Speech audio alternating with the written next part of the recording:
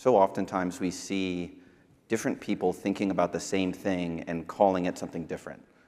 Or it might contain parts of one thing but not parts of the other thing. And so something that we've really put a tremendous amount of effort on at AT&T is trying to get that underlying language solved before we implement any of the models or some of the more advanced features you can do. Because without that, you're going to get a very sexy solution that's very crisp and very clean, and it's going to be very confident in giving you the wrong answer.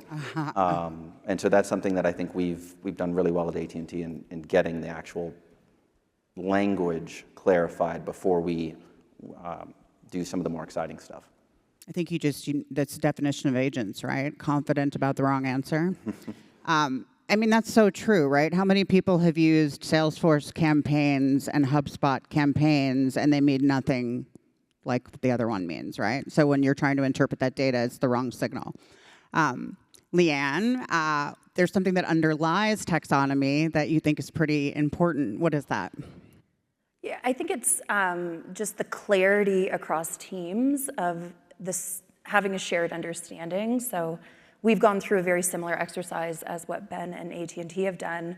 But what we realized when we were going through that, we kind of put this nomenclature out there, and then we learned that interpretation was different. Mm-hmm. So people were reading the same thing, but thinking it was something different. So as much as our data was all in one place, and people are submitting or categorizing in the way they thought made sense, we were realizing it causes a lot of downstream issues. So it's also just that shared understanding and giving really clear definitions in order to make sure that the data makes sense as you go forward.